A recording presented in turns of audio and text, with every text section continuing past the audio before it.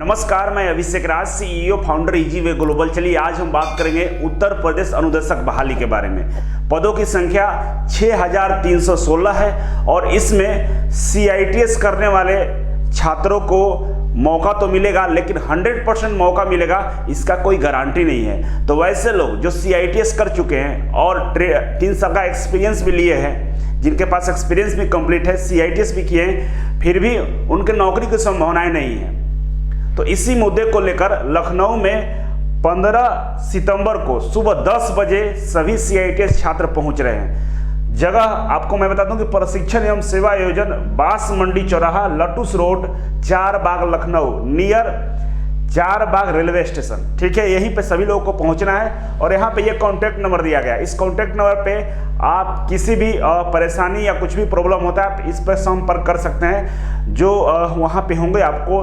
तुरंत आपसे संपर्क कर पाएंगे, आपको सहयोग कर पाएंगे। ठीक है, तो वीडियो को पूरा देखिएगा।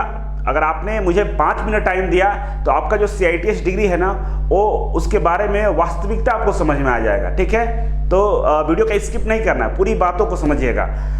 अब ये जो हम लोग जा रहे हैं लखनऊ में 15 सितंबर को सुबह 10 बजे, इसके पीछे मकसद क्या है उसको समझना बेहद जरूरी है, क्योंकि बहुत सारे लोग आपको बहकाने का प्रयास कर रहे हैं, आपको बहका रहे हैं, कुछ गलत चीज़ें बोल रहे हैं, जो कि आपके लाइफ के लिए काफ़ी मुश्किल का समय है। जैसे यहाँ पर क्या लिखा हुआ है, नौकरी के लिए नहीं, जिंदगी के लिए लखनऊ चले। नौकरी के लिए नहीं, नौकरी तो आपको मिल जाता है, बहुत सारी जगह नौकरी आ जाती है, लेकिन ये नौकरी, इतनी अच्छी नौकरी अगर आपके हाथों से निकल जाएगा तो फिर आपको इतना मेहनत करने का क्या फ़ायदा। आपने चेन्नई गया था, हैदराबाद, लखनऊ, बंगलोर, जोधपुर, देहरादून, कलकत्ता, बहुत जगह जाकर आपने सीआईटीएस का डिग्री हासिल किया है, एक्सपीरियंस लिया है। इसके बाद आपको अगर अनदेखा किया जा रहा है तो आपके साथ ये अन्याय हो रहा है, और इसी अन्याय के खिलाफ हम लोग आ रहे हैं लखनऊ 15 सितंबर को। आगे चलते हैं, समझिए सारी बातों को। देखिए, कहानी स्टार्ट होता है यहाँ से। प्रशिक्षण एवं सेवा आयोजन, इन्होंने एक नियमावली बनाया 26 जुलाई को, और 26 जुलाई को इन्होंने नियमावली बनाकर किसको दिया? व्यवसायिक शिक्षा एवं कौशल विकास विभाग को। ठीक है, और वो जो नियमावली है विभाग के पास पेंडिंग पड़ा हुआ है, कुछ पॉइंट्सों पे विभाग को आपत्ति है जिसको सुधारा जा रहा है। ठीक है, फिर ये विभाग वापस इनको भेजेगा और ये फिर सुधार करके इनको फिर वापस भेजेंगे और ये क्लैरिफाई कर पाएंगे कि ये सही है, तब जाकर यूपी ट्रिपल एस को दिया जाएगा। ये अभी मामला है, और अभी नियमावली कहाँ है, इसके पास निकला और यहाँ पे पड़ा हुआ है, जो क्लियरिफिकेशन के लिए डाउट है, बहुत सारे पॉइंट्सों पे आपत्ति है इस विभाग को, तो अभी अपने पास रखा हुआ उसको सुधार कर रहा है। ठीक है, फिर वापस भेज देगा, तो यहाँ तक पहुँचने में भी समय लगेगा। ठीक है, तो क्या हुआ कि बहुत यूपी ट्रिपल एसी ने पेट लागू कर दिया कि हमारे थ्रू जो भी एग्जाम होगा उसमें पेट लागू रहेगा, ऐसा उन्होंने बोला है। लेकिन एक लाइन उन्होंने नोट करके जरूर लिख दिया है कि अगर सरकार चाहती है, किसी भी बहाली प्रक्रिया के लिए अगर सरकार चाहती है कि उसमें पेट ना लगाएं तो वो पेट से बाहर रहेगा, ऐसा इन्होंने लिखा है। तो जो संविधान को लोग जानते हैं, जो नियम कानून के लोग जानते हैं, उनसे पूछ लीजिएगा जिनको डाउट है। ये यूपी ट्रिपल एसी आयोग है और ये भी एक आयोग है, ठीक ना, और ये सरकार है। ठीक है, ये और नीचे वाला ये दोनों सरकार के अकॉर्डिंग ही चलेंगे। ठीक है, और जो भी नियमावली बनता है, जो भी नियमावली बने, चाहे आयोग बनाए या ये कौशल विकास विभाग बनाए, ये दोनों में से कोई भी नियमावली बनाएगा वो भेजेगा किसको? व्यवसायिक शिक्षा कौशल विकास विभाग को। और ये क्या करेगा? राज्यपाल से अनुमति लेगा। और राज्यपाल से अनुमति कब होता है? जब विधानसभा में उसे पारित कर दिया जाता है। तो विधानसभा में पारित या तो फिर उस वहां पर लाया जाता है, नहीं तो मुख्यमंत्री के साइन के द्वारा उसको पास कर दिया जाता है। मुख्यमंत्री अगर उस पर साइन सिग्नेचर कर देते हैं तो माना जाता है कि विधानसभा से पास कर दिया गया। इसके बाद व्यवसायिक शिक्षा एवं कौशल विकास विभाग राज्यपाल के पास जाता है और उनका साइन लेता है उस नियमावली पे। इसके बाद ये लागू हो जाता है, तब जाकर वो नियमावली यूपी ट्रिपल एसी के पास पहुंचता है। तो जब इस नियमावली पे मुख्यमंत्री का साइन हो जाएगा, राज्यपाल का साइन हो जाएगा, मतलब सरकार का साइन हो गया। सरकार ने बता दिया कि इसको ऐसे ही आपको एग्जाम लेना होगा। मतलब ये जो आयोग है यूपी ट्रिपल एसी अब उसी नियमावली को फॉलो करेगा। तो यहाँ पे कंफ्यूजन क्या हो गया बहुत सारे बच्चों को, कुछ सीआईटीएस वालों ने पेट का एग्जाम दे दिया है अब उनको लग रहा है कि मेरा ज्वाइनिंग हो गया, नौकरी मिल गया, अब तो मुझे कुछ करना ही नहीं है, मुझे नौकरी मिल गया, क्योंकि किसी ने पेट दिया ही नहीं है, मैं पेट दिया हूं, मुझे नौकरी मिल जाएगा। वो एकदम पागल हो गए हैं, और इतने पागल हो गए हैं कि दूसरों को कुछ भी बोलना शुरू कर दिए हैं। ट्विटर पे हमें अभद्र भाषा का प्रयोग कर रहे हैं, और मैंने एक चिरकुट बोल दिया तो उनको बहुत दर्द हो रही है। अब बताइए, इनकी पागलपन का कोई हद है? पेट एग्जाम दे, इनको लग रहा है नौकरी हो गया है, अभी पेट का रिजल्ट नहीं है। अगर उसका रिजल्ट आ जाए तो इनके दिमाग ठिकाने लग जाएगा। उसका रिजल्ट आ जाए और ये नहीं पास हो तो ये फिर यही बोलेंगे कि नहीं नहीं हमारे साथ ज्यादती हुई है। अभी देख लीजिए चिल्ला रहे हैं। और पेट में क्या है कि इसका मिनिमम क्वालिफिकेशन 10वीं रखा गया है। पेट में मिनिमम क्वालिफिकेशन कितना रखा गया? 10वीं रखा गया है। जबकि ITI अनुदेशक भर्ती के लिए वेल्डर, कारपेंटर जैसे जो ट्रेड होते हैं उसमें 8वीं के बाद ही आप अनुदेशक बन सकते हैं। अनुदेशक बनने का मतलब 2 तरह का अनुदेशक होते हैं, एक वर्कशॉप में प्रैक्टिकल कराते हैं और एक थ्योरी को पढ़ाते हैं। तो जो प्रैक्टिकल वाले अनुदेशक होते हैं वर्कशॉप में, वेल्डर का, कारपेंटर का, उनका मिनिमम क्वालिफिकेशन 8वीं पास होता है और CITS होता है। जबकि पेट में 10वीं के नीचे किसी भी क्वालिफिकेशन को पेट देना अलाउड नहीं है। तो फिर अगर पेट लागू हो जाएगा तो जो 8वीं के बाद CITS कर लिया, वेल्डर का अनुदेशक बनना चाहते हैं, कारपेंटर का अनुदेशक बनना चाहते हैं, तो वो कैसे नौकरी, उनको कैसे नौकरी मिलेगा? क्या वेल्डर का बहाली नहीं आएगा? क्या वेल्डर के लिए इंस्ट्रक्टर की भर्ती नहीं होगी? बिल्कुल होगी। तो अभी लोगों के भ्रम में जी रहे हैं, ऐसा कुछ नहीं है। एक अधिकारी ने ट्वीट कर दिया कि पेट लागू रहेगा, पेट आ रहा है। अरे उस अधिकारी से पूछिए उनको टाइम है पढ़ने का? ये जो रोस्टर जारी किया गया परिशिष्ट सेवा योजना की तरफ से कम 40 पेज के आसपास है, क्या उसको पूरा वो पढ़े हैं? समय है पढ़ने के लिए? नहीं समय है। तो हम लोग लखनऊ जा रहे हैं और लखनऊ इसी बात को लेकर जा रहे हैं कि भाई हमें क्लियर कीजिए कि पेट लागू है या नहीं लागू है। कौन क्लियर करेगा? आपको मैं यहां पर दिखाता हूं, फिर कंफ्यूज नहीं होना है। हमको क्लियर करेगा प्रशिक्षण एवं सेवा योजना और व्यवसायिक शिक्षा परिषद। इससे कोई हमारा वास्ता नहीं है, क्योंकि इससे इसका काम ही है बस एग्जाम लेना। और एग्जाम कैसे लगा? जैसे सरकार बोलेगा। अगर ये और ये दोनों लोग बोल देता है कि मुझे इसमें पेट रहेगा तो मुझे कोई आपत्ति नहीं है, हमें समय मिलेगा, हम पेट का तैयारी कर लेंगे, हम होंगे इंस्ट्रक्टर। लेकिन इसके कहने से हम पेट का तैयारी करें, पेट में लग जाएं, तो ये सरासर गलत है, ये हो ही नहीं सकता है। ठीक है, जिनको नहीं पता है, पता नहीं कैसे भगवान उनको ये जमीन पर भेज दिए, इंस्ट्रक्टर बनने चले हैं, और एक नियम कानून नहीं पता है कि कैसे क्या होती है, और चले हमको समझाने, ट्वीट करके हमको गाइडलाइन देते हैं कि इसमें लिखा है 2400 पे स्केल वो पे। अरे लिखने दिया, कुछ भी लिख, इससे क्या मतलब है हमको? जब मुख्यमंत्री और राज्यपाल के साइन हो गए मतलब सरकार का आदेश है, और इसके नियमावली में लिखा हुआ है कि सरकार का जो अधिसूचना द्वारा अगर हमें बता दिया जाता है कि उसमें पेट लागू नहीं रहेगा तो पेट नहीं लागू रहेगा, सीधा लिखा हुआ है। तो फिर फड़फड़ाने से क्या होने वाला है? ठीक है, अब समझिए आगे बात। आगे मैं दिखाता हूं आपको। ये देखिए, ये जो उत्तर प्रदेश का प्रशिक्षण एवं सेवा योजना विभाग है, ये नियमावली बनाकर किसको भेजा गया? व्यवसायिक शिक्षा परिषद विभाग को भेजा है। और इसमें स्पष्ट लिखा है कि यहां पर देख लीजिए कि authority shall be conducted written examination. जिस भी अथॉरिटी को ये नियमावली दिया जाएगा बहाली के लिए, और रिटन एग्जाम कंडक्ट करेगा, लिखित परीक्षा लेगा। लेकिन इस लिखित परीक्षा में कहीं भी नहीं लिखा है कि प्री होगा, मतलब पेट होगा और मेंस होगा, ऐसा कहीं कुछ नहीं लिखा हुआ है। ठीक है, तो फिर कैसे कोई बोल देगा पेट लागू है? दूसरा, यहां क्लियर कर दिया है कि जो एग्जाम होगा, देखिए, the written exam shall be carry 100 marks. क्या लिखा है यार? कि रिटन एग्जाम 100 मार्क्स का होगा, और उसमें जितना भी आप नंबर लाइएगा उसका 50% नंबर आपके मेरिट लिस्ट में ऐड होगा, ऐसा यहाँ क्लियर लिखा हुआ है। ठीक है, फिर पेट का कहीं जिक्र नहीं किया गया है यहाँ पे, तो हम कैसे मान ले कि पेट लागू है?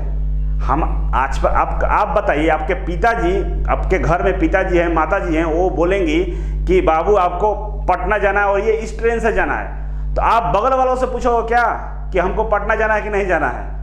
बगल वाले से क्या मतलब है? लेकिन आपके पिताजी अगर ये बोल देते हैं कि ठीक है बेटा, बगल वाले अंकल के साथ पटना चले जाना, तब जाकर आप उनसे पूछ सकते हैं। अभी तो अभी नियमावली ही बना है, अभी लागू भी नहीं हुआ है, और फड़फड़ा रहे हैं लोग बेवजह से, मार्केट में रीमर फैला रहे हैं, और अधिकारी की बात सुन रहे हैं। अरे उनका काम है, वो लोग पॉलिटिकल लोग से जुड़े रहते हैं, वो लोग कुछ भी बोल सकते हैं। इसके बाद देखिए, दूसरा हम लोग का आपत्ति ये है कि इसमें जो क्वालिफिकेशन है, यहाँ तक सारा क्वालिफिकेशन दिया है, मतलब आपके पास बीटेक होना चाहिए, डिप्लोमा होना चाहिए, आईटीआई होना चाहिए, 3 क्वालिफिकेशन है, ठीक है, तीनों के लिए बहाली आएगी, सही है।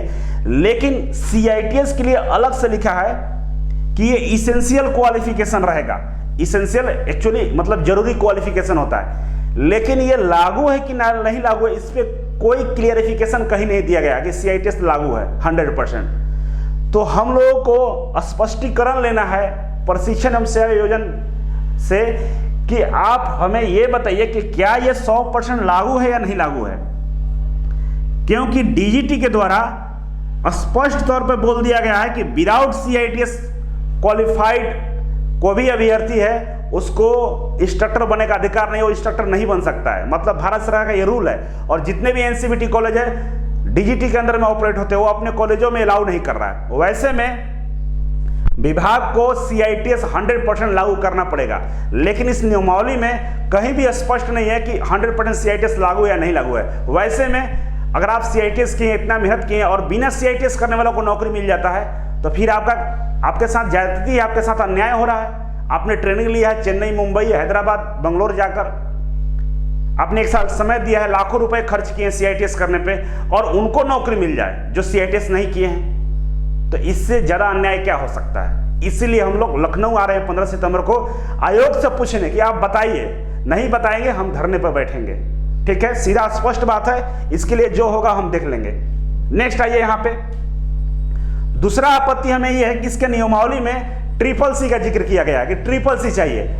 हमें लगता है कि 50% ऐसे अनुदेशक हैं जो सीआईटीएस किए हुए, उनके पास CCC नहीं है, तो फिर ये CCC का जिक्र किया हो सकता है ये CCC अगर मांग दे तो बहुत सारे सीआईटीएस करने वाले लोग बाहर हो जाएंगे, पेट देने वाले भी बाहर हो जाएंगे। तो हमें इससे भी स्पष्टीकरण चाहिए कि क्या CCC चाहिए, कंपलसरी है CCC? अगर CCC कंपलसरी नहीं है तो यहां से हटा दीजिए, क्योंकि इसमें एक शब्द लिखा है कि जिसका कोर्स में कंप्यूटर का एजुकेशन दिया गया है जिसको, उसको CCC उसमें लागू नहीं रहेगा। तो उस कौन सा कोर्स को मांग रहा है? एम्प्लॉयबिलिटी स्किल में CCC रहता है, जितने भी डिप्लोमा बीटेक वाला थे उसमें भी कंप्यूटर के कोर्स रहते हैं। आईटीआई के जो एम्प्लॉयबिलिटी स्किल है उसमें भी आपका बेसिक कंप्यूटर का नॉलेज रहता है, तो उसमें कंप्यूटर तो हम लोग पढ़े हैं, लेकिन बोल रहा है कि अगर नहीं पढ़े तो आपको CCC देना पड़ेगा। तो उस चीज को ये मानेगा तब ना कि हाँ आपके विषय में जो कंप्यूटर आप पढ़े वो मान्य है। और मान लीजिए बोल दिया कि नहीं, जो आपके विषय जो सब्जेक्ट है क्वालिफिकेशन है उसमें कंप्यूटर वाला जो कोर्स है उसको हम नहीं मानेंगे, तो फिर तो आपको नौकरी नहीं मिलेगा। तो CCC पे स्थिति को स्पष्ट कराना है इनसे कि बताइए CCC लागू है कि नहीं लागू है। नहीं लागू है तो यहाँ से हटाइए, क्योंकि सारे लोग जितने भी टेक्निकल लोग हैं, चाहे आईटीआई हो, डिप्लोमा हो, बीटेक हो, सबको कहीं ना कहीं कंप्यूटर पढ़ना होता है, बेसिक कंप्यूटर पढ़ना होता है। आईटीआई की बात करते हैं एम्प्लॉयबिलिटी स्किल में पढ़ना है, डिप्लोमा बीटेक वाले के लिए फर्स्ट ईयर में कंप्यूटर आता ही रहता है। तो ये चीजें स्पष्ट करनी हम लोगों को जाकर लखनऊ, ठीक है। इसके बाद इलाहाबाद हाई कोर्ट का अभी फैसला पेंडिंग में है। इलाहाबाद हाई कोर्ट में 2014 से एक याचिका दायर की गई है जिसकी सुनवाई चल रही है। उसमें सीआईटीएस अनिवार्यता को लेकर यह याचिका दायर की गई थी कि सीआईटीएस अनिवार्य कर दिया जाए, क्योंकि आज से वर्षों पहले 1991-92 के आसपास 1996 में अनुदेशक भर्ती में सीआईटीएस प्रमाण पत्र अनिवार्य कर दिया गया था। 1996 में अनिवार्य किया गया था, बाद में बीच में हटा दिया गया था। तो जब 1996 में सीआईटीएस अनिवार्य था, बीच में हटा क्यों दिया गया? अब नियम आ गया कि भाई डीजीटी 100% बोल दिया कि सीआईटीएस लागू होना चाहिए। तो इसका भी फैसला आने वाला है, फैसला आया नहीं है। तो मान लीजिए बहाली आ भी गई, सीआईटीएस उसमें कंपलसरी नहीं होगा, जब ये फैसला आ जाएगा तो फिर बहाली कैंसिल हो सकती है। तो तमाम तरह की चीजें हैं जिसको हम लोग को ध्यान में रखकर आगे बढ़ना है, ठीक है। तो इसीलिए हम लोग 15 सितंबर को सुबह 10 बजे आ रहे हैं। सभी जितने भी लड़कियां हैं जो सीआईटीएस की है, तो याद रखिए आपके लिए अंतिम मौका होगा, ठीक है। इसके बाद आपको दोबारा मौका नहीं मिलने वाला। अब अगर आप घरों में बैठ के केवल YouTube पे मेरा वीडियो देख के आत्मसंतुष्टि आपको मिल रहा है कि हाँ आंदोलन होने वाला है, तो ये सफल नहीं हो सकता है। आपको भी आना पड़ेगा, अपने गार्जियन के साथ आइए, अपने कोई रिश्तेदारों के साथ वहां जरूर पहुंचिए, क्योंकि आपने नोएडा, जयपुर, चेन्नई, मुंबई हर जगह जाकर सीआईटीएस किया है, संघर्ष आपने भी किया है, और आपका अधिकार कोई लेकर चला जाए तो फिर आप का ये सब करना बेकार हो जाएगा। घर वाले दोषेंगे वो बेकार में सीटीआई किया है। तो आपको नौकरी मिलने वाला है, आप भी घरों से निकलिए। जितने भी सीआईटीएस होल्डर है सभी लोग आए, ठीक है। और एक ऐसा नियमावली बनना चाहिए जो सबके अनुकूल हो, सब लोग उसमें एग्जाम दे सकें। पेट लागू होने से मुझे कोई आपत्ति नहीं है, लेकिन पेट लागू है कि नहीं लागू है हमको विभाग बताएगा।